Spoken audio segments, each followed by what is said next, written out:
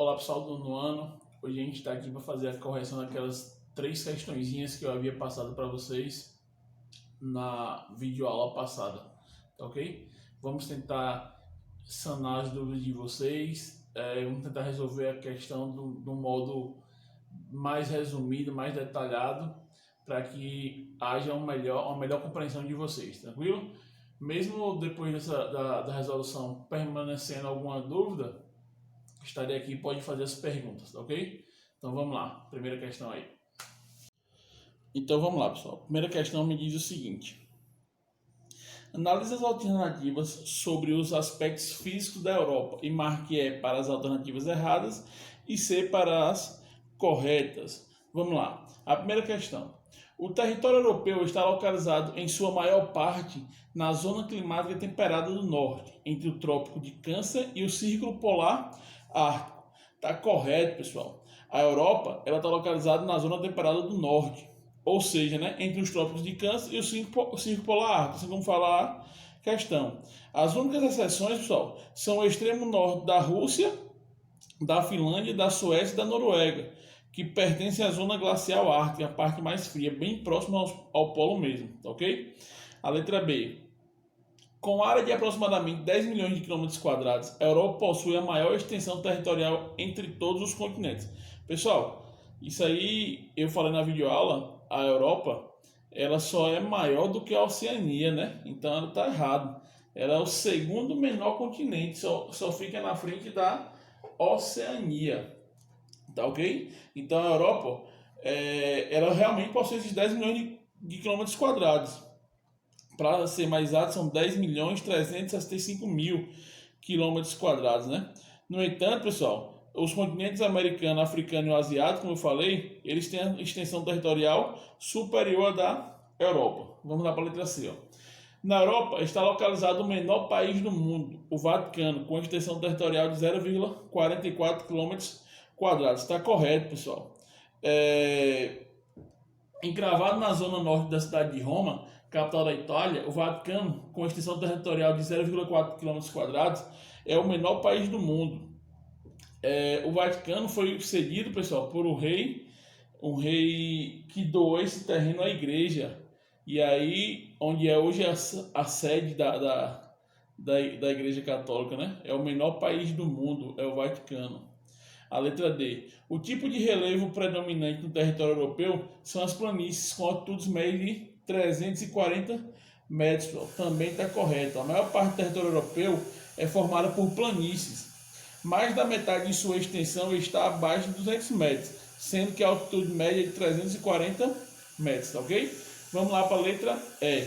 A Escandinávia é uma região geográfica da Europa, cuja localização é a porção leste deste território e os países integrantes são Rússia, Ucrânia e Romênia, pessoal. A Escandinávia, pessoal, essa questão está errada, porque a Escandinávia é uma região europeia localizada na porção norte desse continente. Os países que integram a Escandinávia são a Suécia, a Noruega e a Dinamarca. Não tem nada a ver com Rússia, Ucrânia e Romênia, tá ok? Vamos lá para a segunda questão, pessoal. A segunda questão fala o seguinte: analise as afirmativas sobre o quadro humano da Europa e marque F para as alternativas falsas e V para as alternativas verdadeiras. Tá ok? Então vamos lá. A letra A fala o seguinte: na Europa, pessoal, as afirmativas sobre o quadro.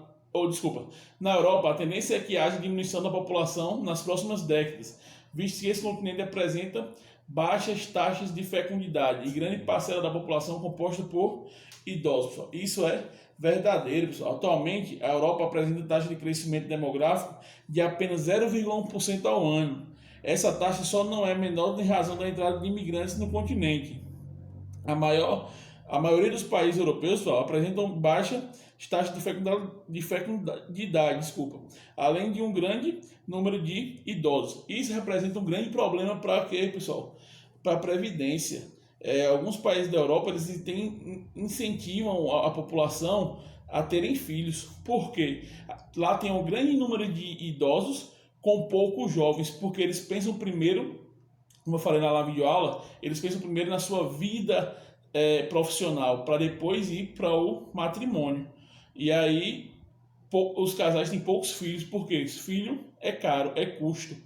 Então, isso pode se tornar um grande prejuízo, um grande problema, na verdade, né? Um grande problema para a sociedade europeia, para a maioria dos países da sociedade europeia. Tranquilo? Então vamos lá para a letra B. Os países da Europa Ocidental apresentam os mais elevados índices de desenvolvimento humano, IDH, do planeta. Verdade, pessoal. Esses países, eles têm as melhores médias de índice de desenvolvimento humano, IDH, do planeta, certo? Das 10 principais posições do ranking mundial do IDH, 7 são países da Europa Ocidental. Eu tenho a Noruega, eu tenho a Islândia, Irlanda, Países Baixos, Suécia, França e Suíça, certo? A letra C. Considerando o berço da civilização ocidental, o continente europeu é o mais populoso da Terra. Aí tá falso, né, pessoal? Porque a gente sabe que só a Índia e a China, elas têm quase metade da população mundial. Então, eles são localizados na Ásia. Então, tá errado, pessoal. A população total da Europa é de 740 milhões de habitantes. Só a China tem quase 1,5 bilhão de habitantes. Então, tá errado, né? A Europa possui um contingente populacional inferior aos continentes africano e americano, tá ok? E o asiático, com certeza. A letra D. Rússia, Alemanha, França, Reino Unido e Itália são os 5 países mais populosos da Europa. Verdade, pessoal. Os países europeus que possuem o maior contingente populacional, em primeiro lugar é a Rússia, depois eu tenho a Alemanha, seguido de França, Reino Unido e por último a Itália. São os 5 maiores, tá ok? A letra E. Em razão de sua pequena extensão territorial e seu grande contingente populacional, a Europa é o continente mais povoado, ou seja, apresenta o maior número de habitantes por quilômetro quadrado de todos os continentes. Também está falso, pessoal, certo? O continente europeu é bastante povoado, são média de 72 habitantes por quilômetro quadrado. Porém,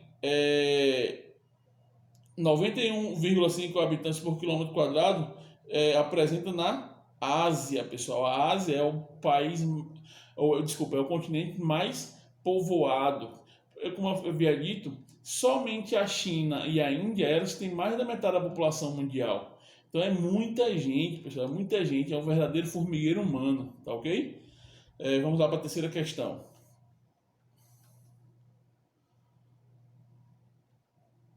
A terceira questão me diz o seguinte: a Europa possui o maior e mais dinâmico bloco econômico regional do planeta. Ele é considerado uma união econômica e monetária, onde além da eliminação das tarifas alfandegárias, é permitida a livre circulação de capitais, serviços e pessoas no interior do bloco. Outras características importantes desse bloco econômico é a adoção da moeda única entre os países integrantes, marca alternativa que corresponde a esse bloco econômico. Essa moeda única, pessoal, é o euro. O euro, além de ser uma das grandes moedas mundiais, bem forte, né? É uma moeda que circula por quase todos os países da Europa.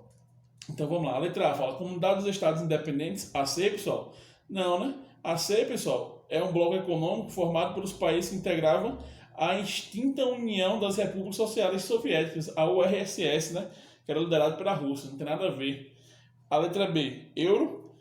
O euro, pessoal, como eu havia dito aqui, é a moeda que é única adotada pela União Europeia, mas ele não quer saber a moeda, ele quer saber o nome do bloco econômico, né?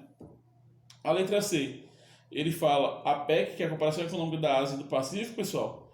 A APEC, pessoal, é um bloco econômico mais dinâmico do planeta. Entretanto, ele é composto por países de diferentes continentes, não sendo um bloco econômico regional, como fala o texto, certo?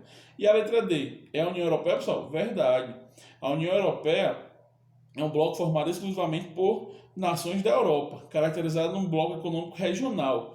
Atualmente, pessoal, a União Europeia está no estágio mais avançado de um bloco econômico, pois adota uma moeda única. Por exemplo, o Brasil pertence ao Mercosul. Brasil, Argentina, Paraguai, Uruguai, quase todos os países da América do Sul pertencem ao Mercosul, mas nós não temos uma moeda única. Por exemplo, o Brasil utiliza o real. Já no Paraguai eu tenho o Guarani, certo? Na Argentina eu vou ter o peso, o peso argentino, e aí cada país tem sua própria moeda. Então ficaria assim na letra tranquilo? Então, pessoal, aqui estão as correções, eu vou mandar esse PDF para vocês também, caso vocês não estejam visualizando legal, mas acho que o vídeo tá bem focado, vai ficar legal para visualização. E é isso aí. Um grande abraço, até a próxima, se Deus quiser. Fique com Deus aí.